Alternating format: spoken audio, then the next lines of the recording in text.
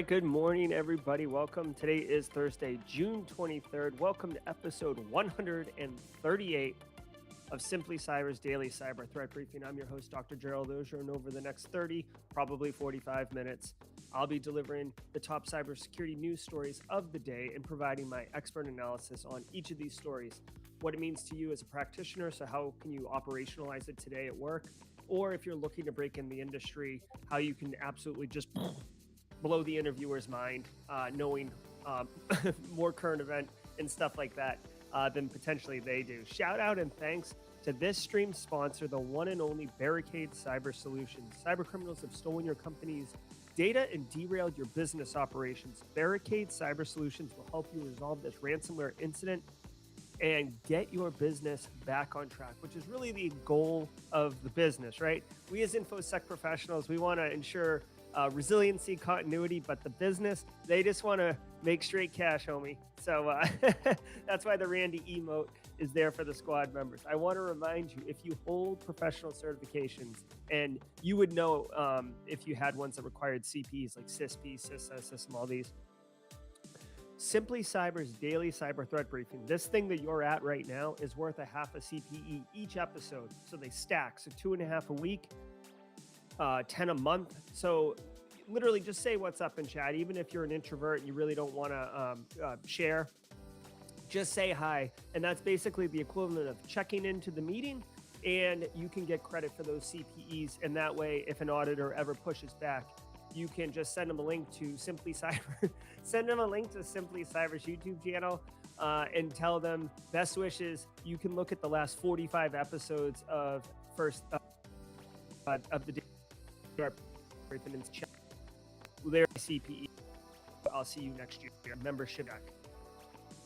If you're live, love it. I see 47 of us in here right now. Thanks so much for being here. I do enjoy starting my morning with each of you. I see a lot of regular Ms. Julian. Actually, I could say Alexis right now because I don't have my my digital assistant within earshot. So for the next couple of weeks, Alexis, you get a first name call out. Hey, K. Scott Powell, Duffster, Brittany, good to see you guys. If you're watching on replay, hashtag team replay. I see you guys in the comments afterwards when you're checking in, hashtag team replay. I am looking for shirts. I spent like half an hour this morning drinking coffee and looking to make up a hashtag team replay for you all.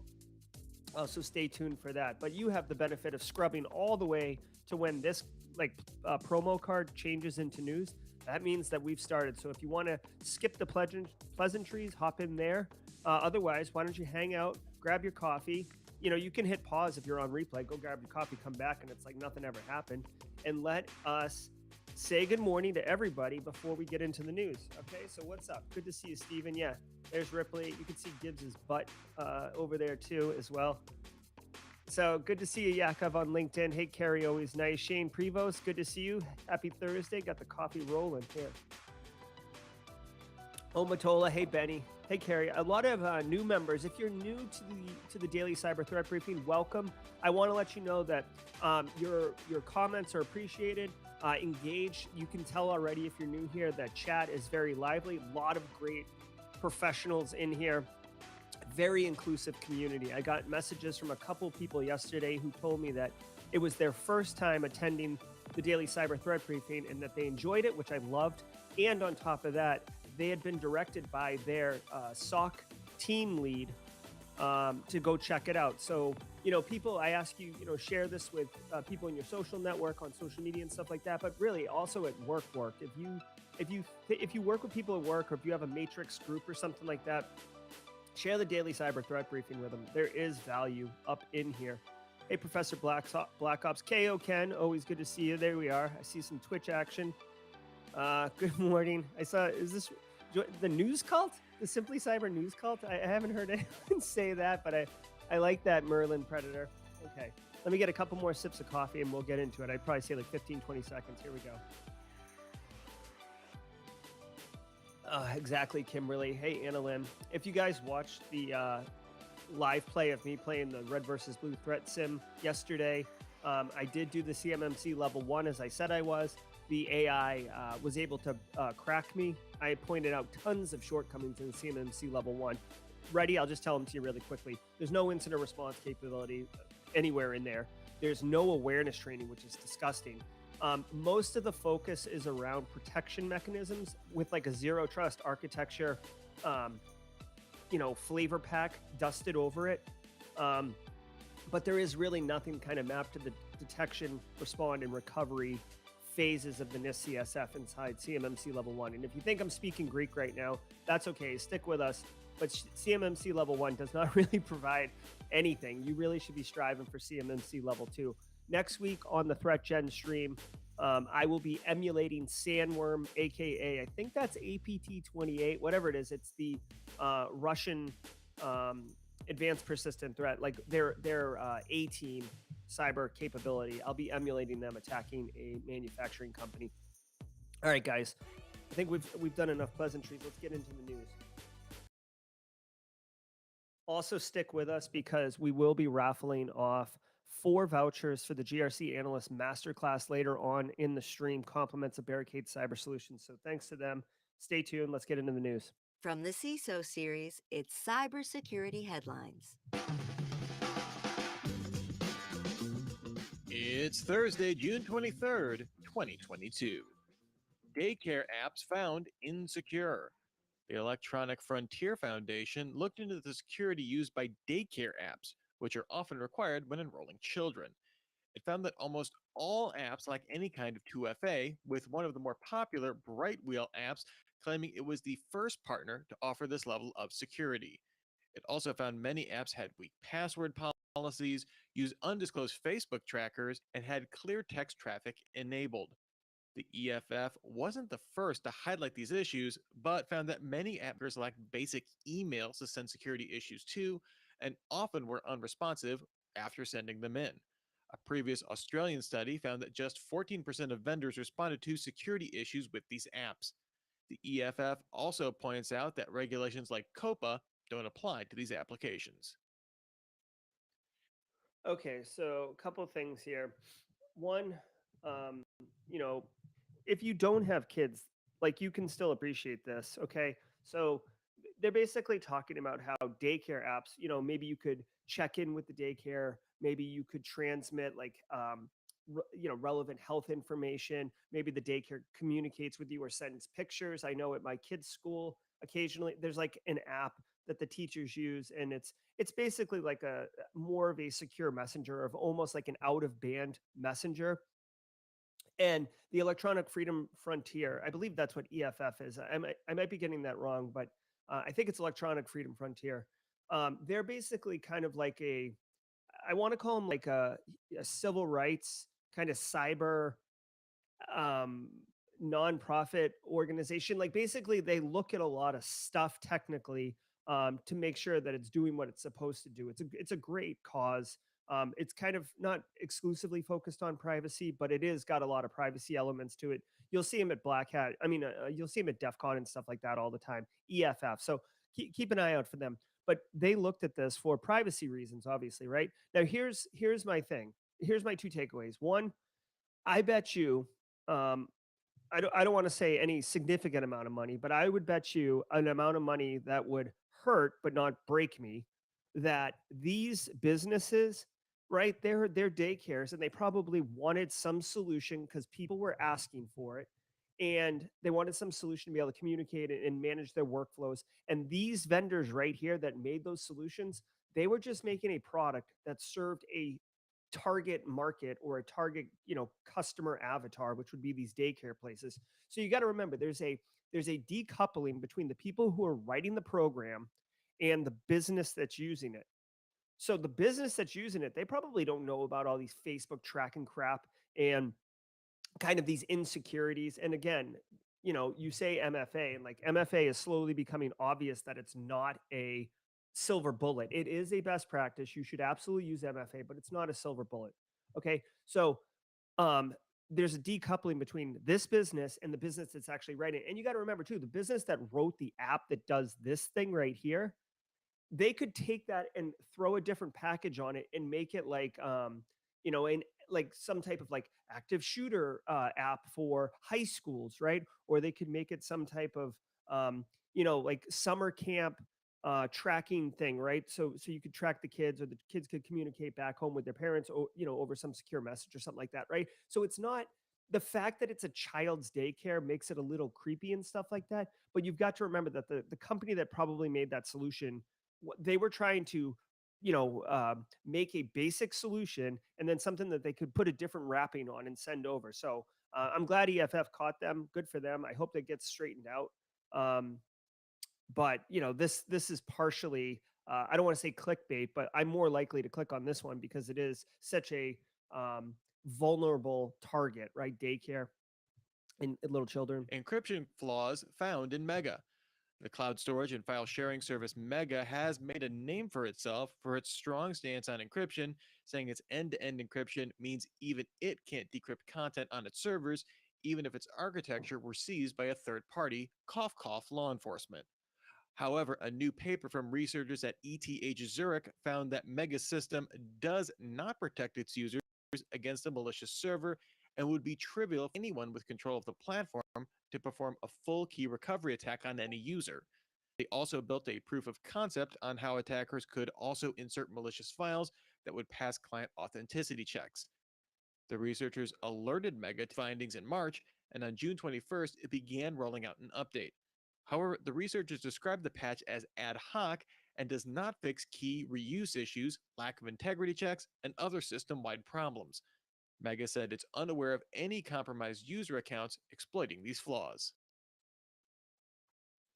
Okay, so this is interesting. So this company Mega, who I've never heard of, they basically offer a service that offers, basically 100% confidentiality. That's what they're arguing. Like you put your data up there and encrypt it, and nobody can decrypt it. So if law enforcement takes it, they can't decrypt it. I'd also argue that you could say if ransomware threat actors got on and did data exfiltration, they couldn't get it as well. But I don't know if the podcast is saying cough, cough, law enforcement. I don't know about Mega if there's like a large population of criminals using it. Um, but it sounds like some researchers figured out a way to, in fact, get the keys to decrypt it. A couple things that confuse me, though. I'm kind of curious. A couple of things that confuse me. One, like, why were the researchers looking at this? Like, I didn't hear a bug bounty or anything like that. I get that it's nice to do security research and stuff, but this seems like a really specific, targeted, lot of effort, work in order to disprove this thing. Also, I find it funny that since the business is hanging their hat on this concept that they have 100% confidentiality or 100% assurance that your information can't be decrypted, that the chairman or CEO of the company refuses to acknowledge that this attack actually compromises what they're saying. So like literally head in the sand type response, but it makes sense. They probably invested heavily in saying that this can't be done.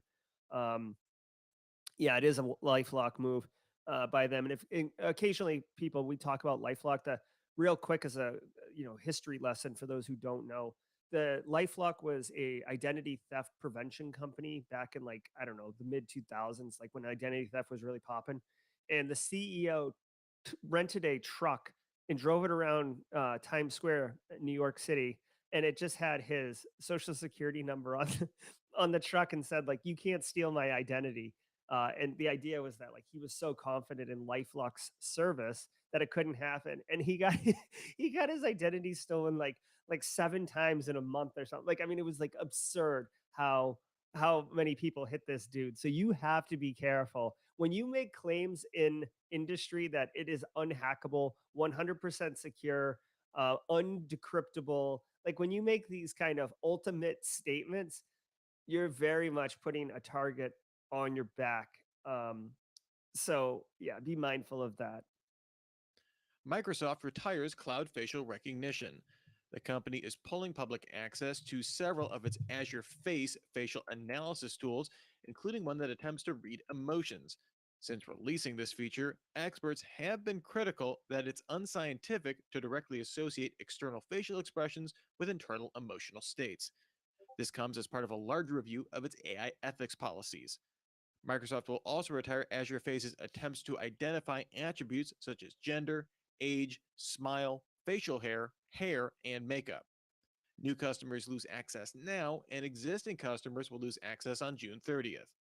Microsoft will continue to use the technologies in its own Seeing AI machine vision aid.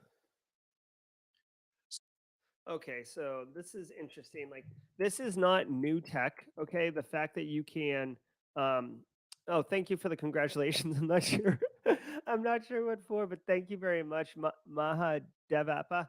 Um, so yeah, that is me in the picture. So, guys, a couple things. One, this AI tech, it's not new. All right, like we've seen this with Azure. We've seen it being done in AWS. There's a bunch of like labs online that you can do. I might even do one. Guys, I have so many Simply Cyber like produce video ideas and no time to do them.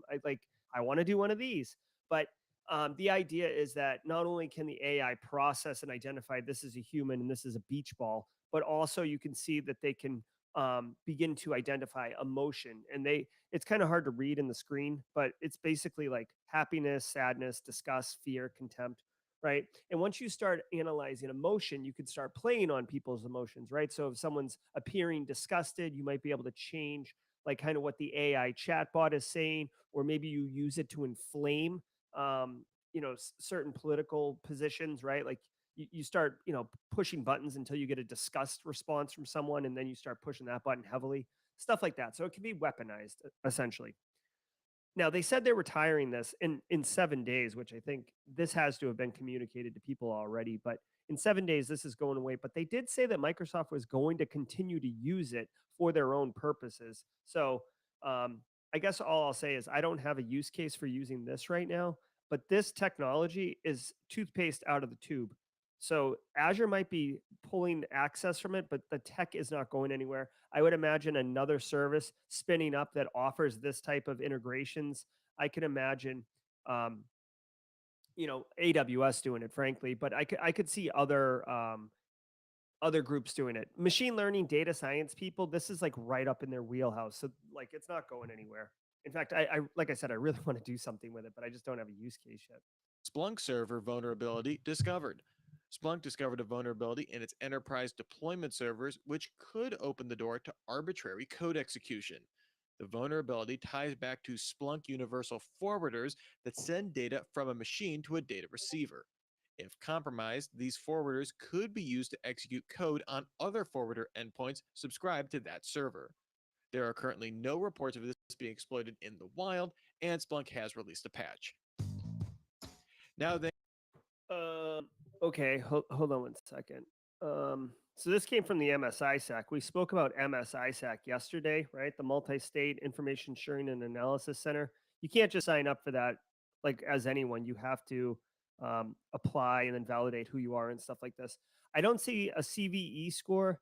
Um, they say high risk for large businesses. No surprise. Okay, here's the deal, guys. Where are we? Well, let me get this a better screenshot for y'all. Okay, here's the deal. If you use Splunk, you definitely know you use Splunk. You don't like Splunk isn't deployed by Carl in R&D. Okay, Splunk is a very much enterprise grade SIM solution. They have, I believe, the largest footprint overall, meaning of all SIMs installed everywhere, they have the biggest footprint. They are a behemoth in the space. Uh, and just as a quick side, hey JM, I'm trying not to get spicy, but let me get the sound effect queued up. Listen, okay, here's the deal with Splunk. Okay, let's what is it? Spill the tea? Is that what people say? Okay, so check it out. Oh my God, get out of here. Um, Splunk has the biggest footprint, which is great. If you run Splunk, you definitely know you run Splunk. The problem with this right here, this vulnerability specifically, is the Splunk universal forwarders. Universal forwarders, basically, when you have a huge infrastructure, you don't push all like endpoints don't push everything to the same single server, right? Because you have different sites, and just from a bandwidth and log aggregation and drift and all this other crap, you don't want to do it that way. So what you do is you build it like picture like an org chart, right? So you've got all your endpoints at the bottom, and then like let's say you have a universal forwarder at each location. So all your endpoints point to that universal forwarder, and then that forwarder points to I think sometimes they're called heavy forwarders. I might be it's been a little bit, but anyways, the mid tier one at the site then pushes back to like the HQ one, and that's where they all get aggregated, correlated, and that's what your SOC analysts are actually digging into with the Splunk console interface. So if you can compromise those universal forwarders, which is everywhere in your organization, it sounds like you could execute arbitrary code on anything that touches that, which is a huge attack surface, right? So I will say a couple things. One, if you're running Splunk, you should have already been made aware of this by the Splunk people. If not, shame on them. Two, you absolutely should be implementing the patch, which, by the way, is going to be a super pain in the butt because my suspicion is that you have to touch each Splunk universal forwarder, which could result in downtime. I do not know 100%, but and then third, no, there's no third. I guess just as a quick aside, as far as like spicy or whatever goes, one of the one of the there's a thing called vendor lock-in, okay? And every vendor wants vendor lock-in. Vendor lock-in, this is like a macro level issue within the industry. Vendor lock-in is where it costs more money, time, pain, friction, whatever. It's very uncomfortable to switch from whoever your vendor is currently to a new vendor. That's called vendor lock-in, and it's something all vendors want to do because they want it to be easy to get in and very painful to get out. Okay. Now, here's the interesting thing with Splunk. Splunk is so expensive. Okay. And this is based on my experience. This is not libel or slander onto Splunk. This is on my experience and my perspective, right? So do your own research. Whatever disclaimer I need to make here, do your own research. But here's the thing, Splunk is the most expensive one, and they charge by the amount of data they store. A lot of people, SOC analysts, CISOs, whatever, they don't know what logs are valuable and what logs aren't. Guys, we don't like it's very simple in an academic setting to say, give me all the logs, right? Because if you have all the logs, then you can cut them up and do whatever you want and you have full visibility. Well, the problem is you don't need all the logs, right? There's a ton of noise that Windows machines make that you don't care about. But the problem is if you don't do the culling, if you don't do the work to figure out what logs actually matter and which ones don't, you suck them all up, and that takes up a ton of space. And Splunk is more than happy to hold that for you. And I think they charge by the gigabyte.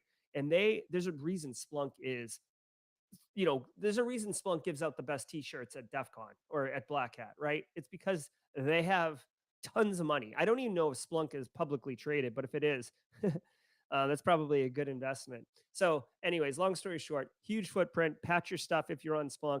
Vendor lock-in. The struggle is real. Thanks to today's episode sponsor, Optiv. All right, let's listen to the Optiv commercial from CISO series. Help pay their bills. Thank you.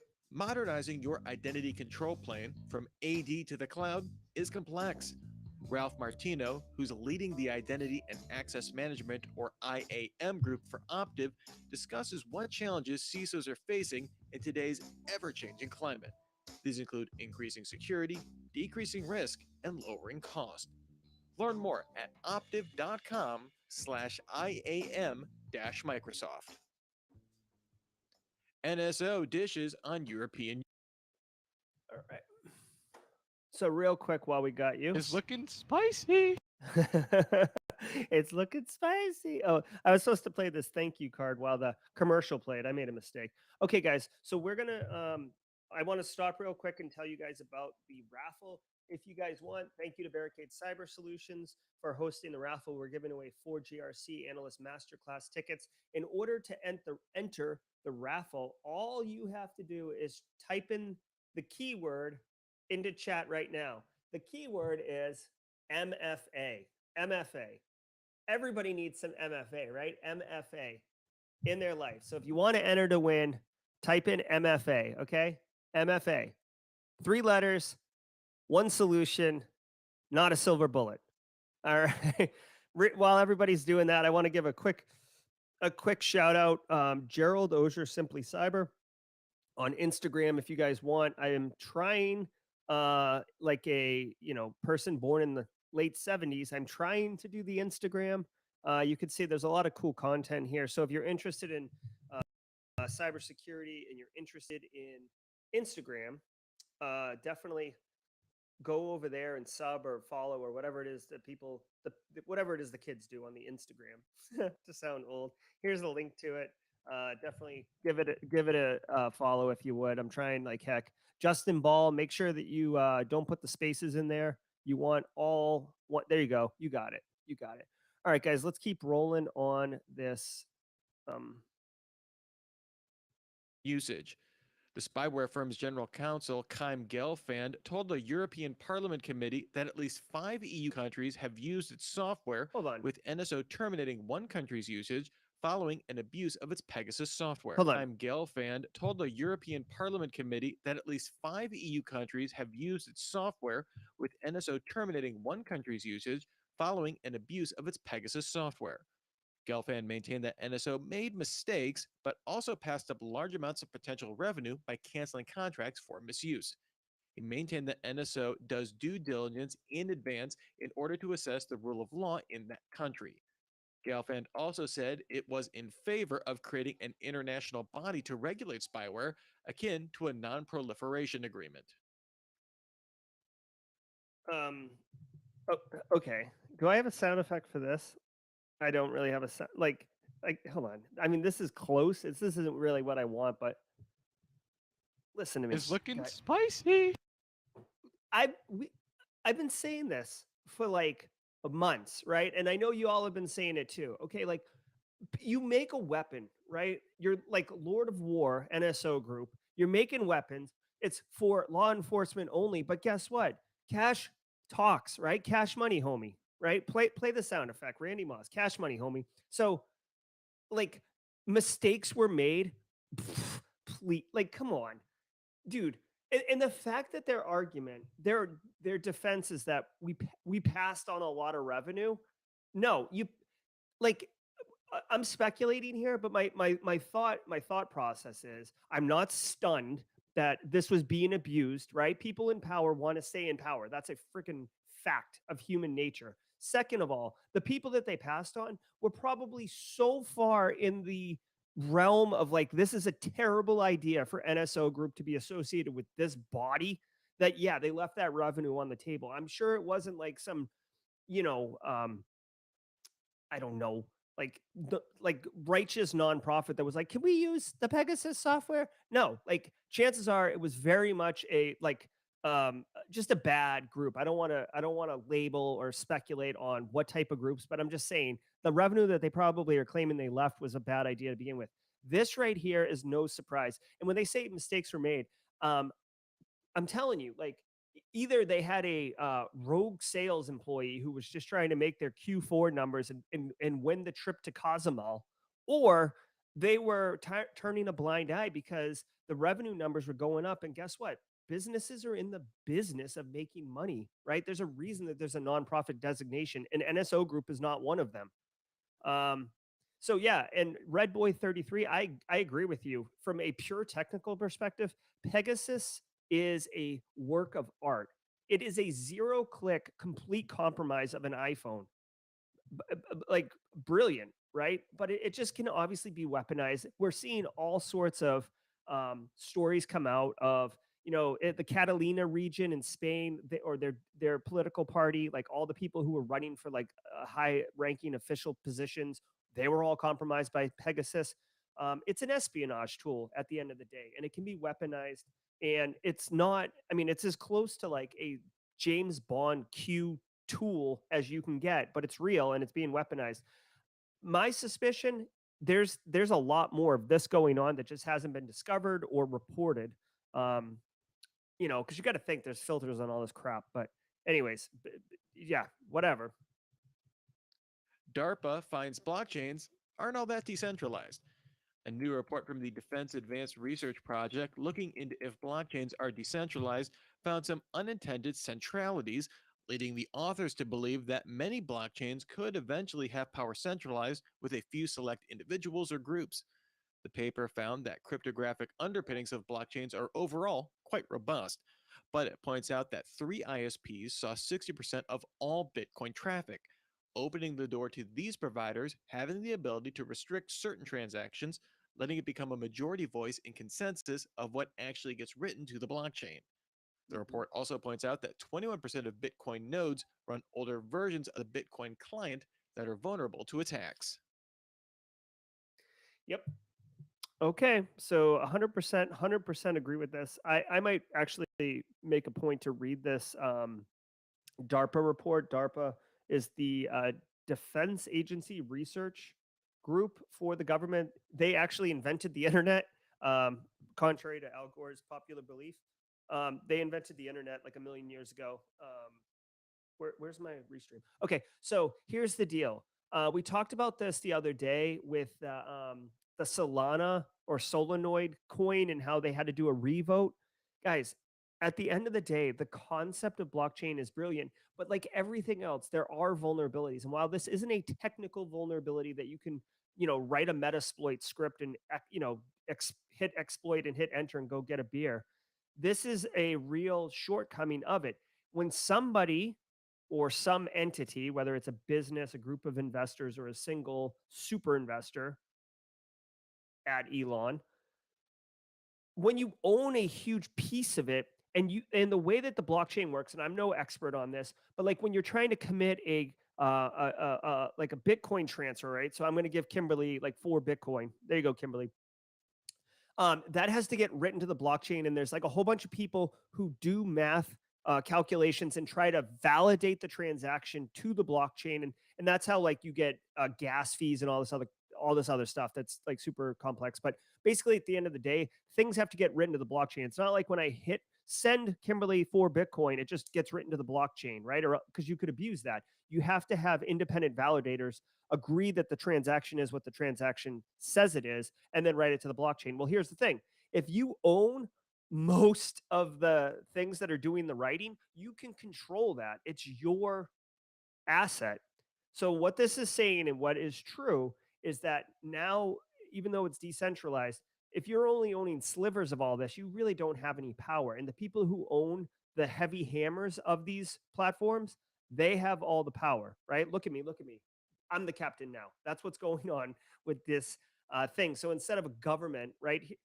At the end of the day, instead of the government owning the decision making for financial policy, it is in the hands of private citizens, furthering, honestly, furthering the dissolution. And this is kind of a big hot take, compliments of Charles Finfrock. This is furthering the dissolution of geographically nation state based political power, right? And I don't want to get too far down the rabbit hole of like, it's not even a conspiracy theory. It's just a reality of what you look at. It used to be like, oh, the country of the United States is the most powerful. They can dictate how we're using energy and what foreign policy is, right? And now a lot of that power, a lot of that influence is in the hands of big tech companies, right? Your modern day technical robber barons, right? So Elon, Jeff Bezos, Mark Zuckerberg, those guys, they can make a lot of influential decisions. And the people who are in the shadows that own tons and tons of this asset that can influence votes and stuff like that, obviously they're going to make the vote go in their own favor every single time. Human nature is to take care of yourself. So just be mindful of that. This is another reason why I stay away from crypto now that I've done my research on it. But you do you, maybe you want to buy the dip, right? Buy the dip. So I don't know. I will be staying the hell away from it and sticking with traditional financial vehicles. Thank you. Brave Search growing quick, adding customizations. Brave Software announced that its privacy-focused Brave search engine out of beta. Over the last year, it saw search queries grow almost 5,000% to 2.5 billion, with query volume growing 4 times faster than its rival DuckDuckGo, although its rival currently sees about 7 times more queries overall. Brave also announced a new goggles feature is coming to Brave Search, letting users customize how search results are ranked. A white paper shows this, allowing users to exclude things like the top 1,000 most popular domains for a search term, or excluding product reviews with commercial backing. European. All right. Well, what like, why would you want to limit the first 1,000 best results? Like, I get that you can pay for SEO and advertising, but like the first 1,000, like there's a chance why the query pulled it in the first 1,000, probably because it kind of maps to your query. That seems a little crazy. The sponsored results being filtered out. I can get on with that. Okay, so here's the deal. Brave browser, if you're into privacy, Brave's actually pretty good. Brave is actually made by the guy who originally started the Mozilla Firefox before Firefox kind of sold out, which I don't care about, right? Like when people sell out, it's if like Green Day. Green Day as a punk rock band, they sold out, but guess what? They went mainstream, and I found out about Dookie in 1995 or whatever, and because of it, I'm happy. Love that album. So Brave is from the guy who created Firefox. It's a full featured, very rich browser experience. So if you're interested in privacy, if you're interested in not giving all your datas over to the the tech barons that I referred to earlier in the episode, then maybe you want to check out Brave. It sounds like their search query or their search engine went up 5,000%. Is 5,000% good? Is that something we want? Is to see a 5,000% increase in the use of our product? Yes, it is. So I have Brave. I continue to use Chrome. I think it's just old habits die hard. But I'm like fully into the the Google ecosystem. So I'm I'm plugged into the matrix for for better or worse. But don't sleep on Brave. It's a good browser and it's got a lot of support integrations. So that's the takeaway there. Brave continues to be great. Police disrupt major phishing operation. Police across Belgium and the Netherlands arrested 9 individuals and conducted 24 house searches as part of a coordinated effort to dismantle the organization. The phishing group sent unsolicited emails, texts, and DMs to victims with links to phishing sites posing as banks where they entered their banking credentials. While not the most innovative phishing scheme, the group stole several million euros from victims with ties to drug trafficking operations. This comes as the Anti-Phishing Working Group reports an all-time high of reported phishing attacks in Q1 2022, surpassing 1 million first time. Okay, so here's what I'm going to tell you on this one. Two key takeaways for the threat briefing this morning. One, three takeaways. One, I just took a note here. I just took a note on my little like note things. I'm getting a international law enforcement sound effect. I don't know what it's going to be. I'm thinking it's going to be like the classical fanfare, like doo doo doo doo. Like I think I'm going to go with that because I am absolutely pants off loving this international law enforcement activity of taking down these massive gangs. Like high five, right? Like this is awesome. Like we're seeing it every week, and that is absolutely total BA. So it sounds like they took down another multi-million-dollar phishing gang. Another thing that's worth pointing out, besides how awesome this is that they said the actual phishing emails and the attack vector and all the threats and crap like that was pretty unsophisticated. The way that I read that, because I didn't see the actual fish, the way that I read that is like probably spelling errors, like very crappy looking domains, not doing a decent job of obfuscating either who the sender of the email was or the hyperlink that they were trying to trick people into clicking on. So, but it still works. That's what I want to take away from you guys. Like I personally always think that like the threat actors have to be super sophisticated and they're doing all sorts of elite 0-day stuff. And in reality, it's all a numbers game, man. If you send out a million emails, which cost $0 basically, and 1% click on it, that's like 1,000 people, right? If I did the math right. So 1,000 people click on it, and let's say 1% of them fall for it. That's 10 people. And each one, you get 30 grand from, right? 10 people, 30 grand, that's 300 G's, right? I don't know about you, but I would like 300 grand. That would make a difference to me. So you see what I'm saying? It's a numbers game. So you can have a crap fish and it still get through. So again, this is a win for us, but I would educate your staff. Maybe use this as an opportunity. You'd have to invert it, but just point out that, hey, this phishing gang, they made, I think they said $24 million last year with a crap email. So, keep your eyes open. You always, like, I guess one thing that I always tell my end users is like, you always have to be vigilant.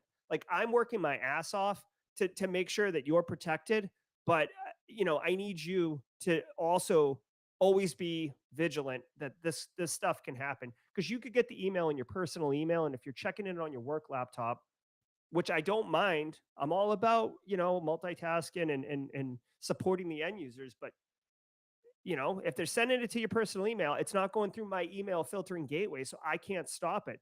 So you need to stop it yourself, right? So be mindful, equip yourself, and just know that this crap happens. All right, that's the deal. Let's see.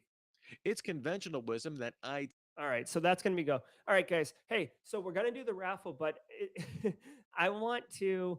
I'm going to turn the music on. Okay, so this could crap the audio out, and we're gonna see. I made some adjustments. I did some toggling. I think it's good to go, but you'll have to let me know. All right, so the music just went on, and my audio should still be good. Let's hope here that that everything is good.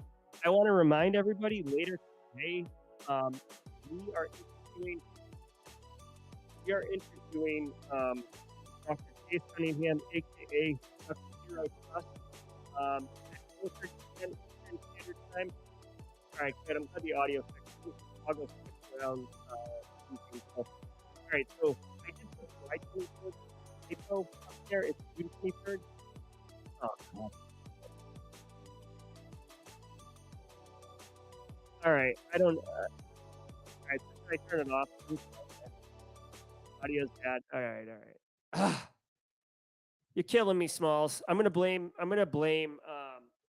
Windows operating system. I know it has nothing to do with Windows operating system, but since I'm typically an Apple user, and I've been relegated to this Windows operating system, which is actually not too bad. I'm going to blame it on them. Okay, so guys, really quick, Dr. Chase Cunningham, Dr. Zero Trust. If you guys want to come on later today at 4:30 p.m. Eastern Standard Time, we'll be talking to him. He's a really great guy. He definitely he helps shape um, federal policy. He is basically the guy that goes and talks to like Congress people and senators and stuff, and helps he helps shape basically cybersecurity policy for the United States. I'm actually kind of curious if he was involved in any of this Biden legislation that just came out recently or last year. I'm putting a link in chat right now for you guys to go check that out. Last year, Biden released an executive memo that included a huge piece on zero trust architecture. Chase may have been involved with that. I don't know, but it's going to be awesome. So if you don't know him, come get to know him today at 4:30 p.m. Eastern Standard Time. Love it. Let's go ahead and do the raffle for the GRC Analyst Master Class. Okay, so if you win, just go to the Discord and DM me. I'm dropping a link in the Discord right now. So um,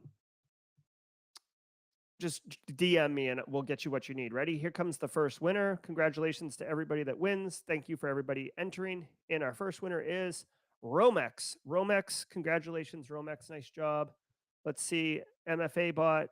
Romex has won the giveaway. Okay, let's do the next one.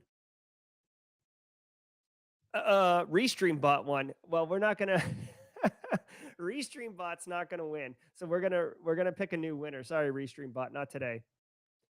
Lisa LaFleur. Lisa LaFleur. Congratulations, Lisa, on winning. DM me in Discord and we'll get you squared away with that GRC Analyst Masterclass. Congratulations. Next winner is Forrest Conley. Subscribe June 7th. So Forrest has been with us for a few weeks. Nice job, Forrest. Congratulations to you. Connect with me on Discord and we'll get you squared away, okay? And our final winner today is Jay Smith. Jay Smith. Connect with me on Discord, Jay Smith, and we will get you sorted out. Yeah, I love it, Lisa. Lisa's pumped up for winning that GRC analyst. So congrats, Forrest, Jay Smith, Lisa, and I'm sorry, our first winner. I can't even I forget the name. It's tough doing all this stuff. Yeah. So if you guys got value out of this, definitely hit the like button. But more importantly, as I say on every episode, share this with your professional network. If you do social media, that's cool. If you're more of a traditional water cooler person, that's cool. Our numbers are growing, which means we're reaching more people. I do watch the metrics on this. It looks like half the people who attend the stream are not subscribed, which is cool. It means new people are finding us and joining our community. But if you are interested in this, we go live every morning at 8 a.m. Eastern Standard Time to do this daily threat briefing. It adds value. There's a great community here. You can see them all right here on stream. Wait, hold on. What? Yeah, right over there, right there on stream. Yeah, so hey, JM asks how to access the course. If we didn't do it, let me just do this. I put exclamation point GRC in chat. That should drop you a link there. I'll show you guys really quickly, honestly. Give me a second. Anyways, long story short, hit the bell, subscribe and hit the bell for notifications. That's basically the key takeaway. That way you're made aware instantly. Also, if you're watching on LinkedIn, LinkedIn is a great experience, and we appreciate you being over here from LinkedIn. But if you come over to the Simply Cyber YouTube channel, it's a richer experience. You get access to emotes and some fun stuff, and it's just a little bit different in experience. And I think, given the LinkedIn experience or the YouTube experience is a bit richer in experience. So this is the GRC Analyst Master Class login page. You could see here, like when you go to the school, you have to log in, but there's a whole course curriculum. I'll just say this really quick. The GRC course, it's basically a primer to info in IT, right? So basically, what do you need from an IT perspective? That way, there's no prerequisites. Then it's audit, compliance, risk, security awareness, policy. We give you all the tools you need and do labs, and then we do a whole module on how to get a job as a GRC analyst, right? Because what's the point of learning all the skills if you can't go get the job, right? I mean, I guess I've actually been pleasantly surprised. I see some people who are like a tier 3 SOC lead, like, deep into SOC, taking the course and enjoying it, because it actually helps round you out as an infosec professional. Because if you're super pointed on like GRC, I mean on blue or on red, and you don't see the bigger picture of how GRC fits into it, it can be it can hurt you, right? You should understand how everything works in your environment, from an infosec program perspective. All right, guys, that's going to do it for today's stream. I appreciate all of you being here. Thank you very much. Congratulations to all our raffle winners. We will be here tomorrow at 8 a.m. raffling off the final 4 GRC vouchers from Barricade Cyber Solutions. Thank you for them for sponsoring the raffle and for sponsoring the stream as well. Go check out barricadecyber.com if you're interested in getting ransomware incident response capabilities set up before ransomware hits you. Yep. Absolutely. Everybody be good, and we will see you hopefully at 4:30 p.m. Eastern Standard Time today as we do Simply Cyber Live and interview Dr. Chase Cunningham. But otherwise, we'll see you tomorrow. Be good, everybody. Cheers.